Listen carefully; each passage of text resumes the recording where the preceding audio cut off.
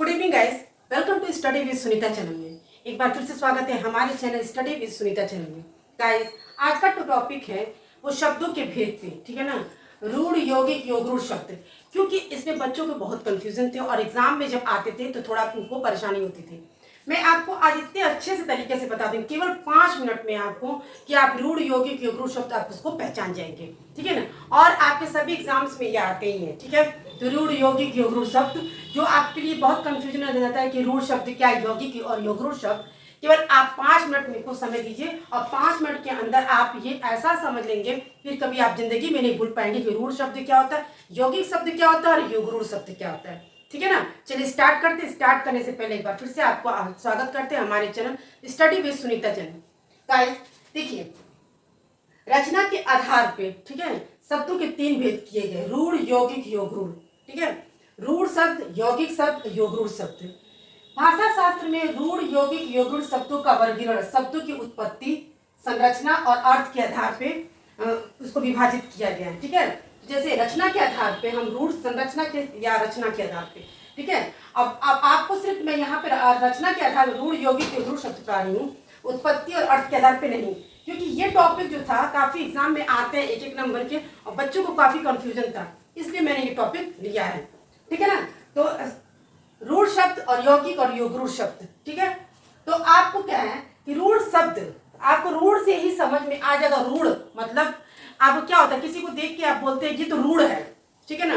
वो उसको देखने से लगता है कि वो रूढ़ है, मगर वो होता नहीं है। उसी तरह से देखिए शब्दों में, जैसे कहने का मतलब ये, जो शब्द, परिभाषा इसकी देखिए, जो शब्द हमेशा किसी विशेष अर्थ को प्रकट करता है, ये कोई जरूरी नहीं है कि उसको देख के वो रूढ़ लगता है तो वो क्या वो रूढ़ होगा, ऐसा नहीं है। उसी तरह से देखिए, जो शब्द हमेशा किसी विशेष अर्थ को प्रकट करता है, ठीक है ना, लेकिन उसको जब खंडित कर दिया जाता है, उसका विच्छेद कर दिया जाता है, तो वो निरर्थक हो जाता है, उसका कोई अर्थ नहीं निकलता, उसी को हम रूढ़ शब्द कहते हैं। जैसे देखिए, अब परिभाषा आपकी यही कहती है कि जो शब्द हमेशा किसी विशेष अर्थ को प्रकट करते हैं, जिनके शब्दों का कोई अर्थ ना निकले। अब देखिए, आप ऐसे बोलेंगे घर, ठीक है, तो आपको मान लीजिए आप किसी से कहते हैं या खुद भी समझते हैं कि घर, तो आपको समझ में आता है घर किसको कहेंगे, जहां हम रहते हैं, जहां हम निवास करते हैं, वो घर हो गया।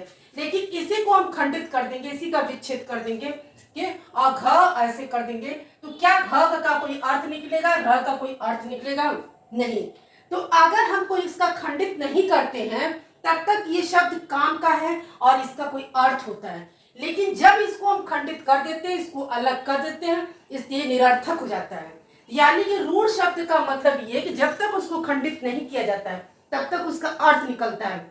उसको खंडित करने के बाद उसका कोई अर्थ नहीं निकलता है, वो निरर्थक हो जाता है, वही रूढ़ शब्द हो जाता है।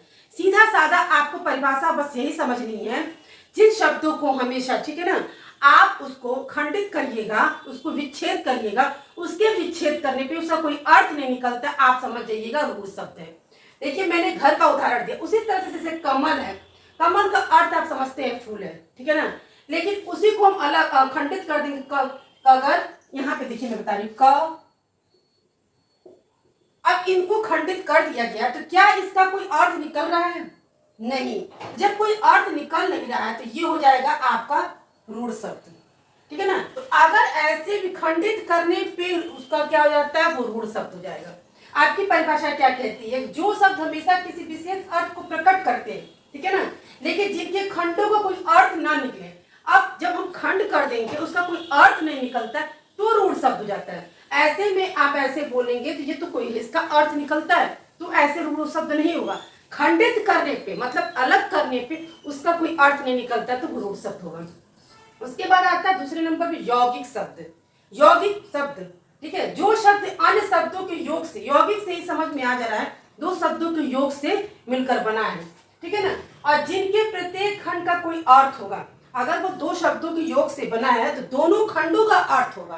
केवल जैसे आपने रूढ़ शब्द में पढ़ा कि उसका शब्दों का अर्थ है, लेकिन खंडित करने पे अर्थ नहीं निकलता है, तो रूढ़ शब्द है।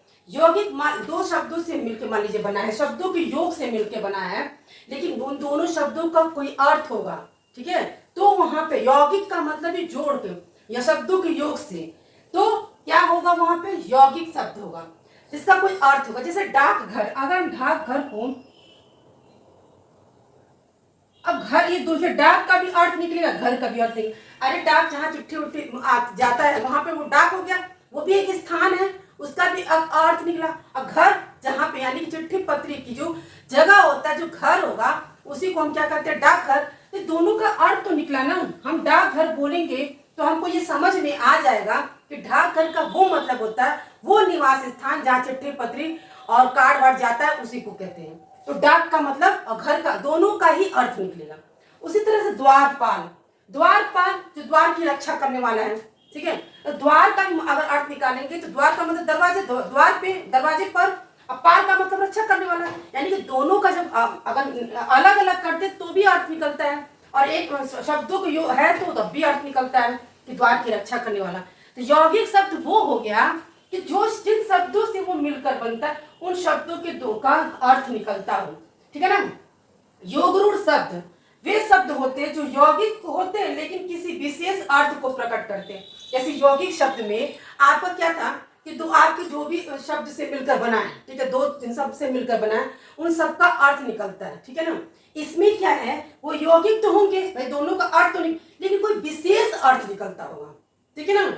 इसका तो ये है कि डाक का, घर का वो निवास स्थान जहाँ चिट्ठी पत्री आती तो उसमें समझ में आ रहा है, लेकिन इसमें क्या है, कोई अर्थ तो निकलेगा, कोई विशेष अर्थ निकलता है। वो विशेष अर्थ देखिए, जैसे राजकुमार है, ठीक है, इसको हम खंडित करेंगे तो राज और कुमार, कुमार पुत्र को, राज यानी कि राजा के पुत्र को, ठीक है ना, हम क्या कहते हैं, राजकुमार, यानी कि राजा का उत्तराधिकारी। इसका विशेष अर्थ क्या निकलेगा, राजा का उत्तराधिकारी, ठीक है ना, राजा का उत्तराधिकारी विशेष अर्थ निकल जाए। इसको देखिए, अगर राजकुमार को हम खंडित करते हैं तो राजधन कुमार यानी कि राजा का पुत्र, और इसका विशेष अर्थ निकल जाएगा कि राजा का उत्तराधिकारी। यही थे गाइस आपके रूढ़, यौगिक, योगरूढ़ शब्द। हम आशा करते हैं कि आपको बहुत अच्छे से समझ में आ गया होगा, कोई कंफ्यूजन आपको नहीं होगा रूढ़, यौगिक, योगरूढ़ शब्द में, ठीक है। बहुत जल्दी मिलते हैं नेक्स्ट वीडियो में।